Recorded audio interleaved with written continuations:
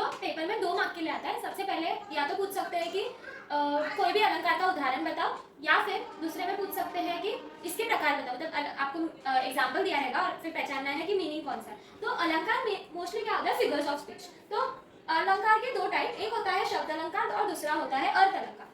शब्द अलंकार नाम में ही है, शब्द मीन्स वर्ड्स में कोई चेंजेस होंगे तो उसकी वजह से शब्द अलंकार बनता है। अर्थ अलंकार मीन्स अर्थ मीनिंग्स में चेंज होंगे तो उसकी वजह से अर्थ अलंकार बनेगा।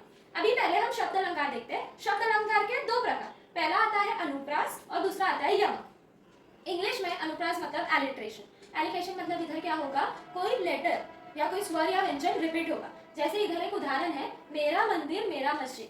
तो ये उदाहरण में देखोगे आप कि म ये रिपीट हो रहा है बार बार, तो इसे हम बोलेंगे अनुप्रास अलंकार।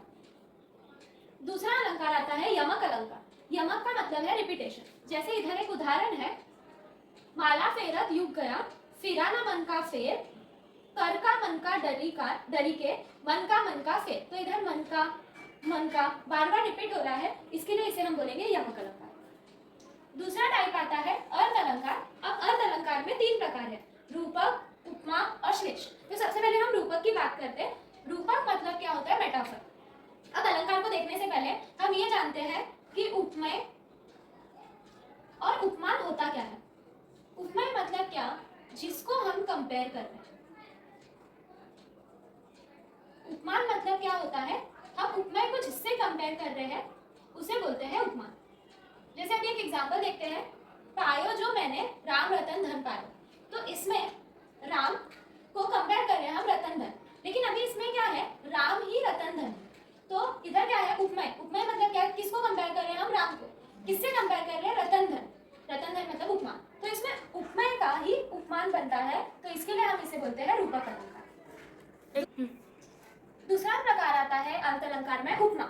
उपमा मतलब इंग्लिश में आपने सिमिली पढ़ा होगा। सिमिली मतलब क्या, एक चीज को दूसरे चीज से कंपैरिजन किया है, अर्थात तुलना की गई है। जैसे उदाहरण है, चांद जैसा सुंदर मुख। तो यहाँ पे मुख मतलब चेहरा को किससे कंपेयर किया है, चांद से। तो चांद जैसा, दोनों में सेम क्वालिटी क्या है, दोनों क्या है, सुंदर है। तो इसे हम बोलते हैं उपमा अलंकार।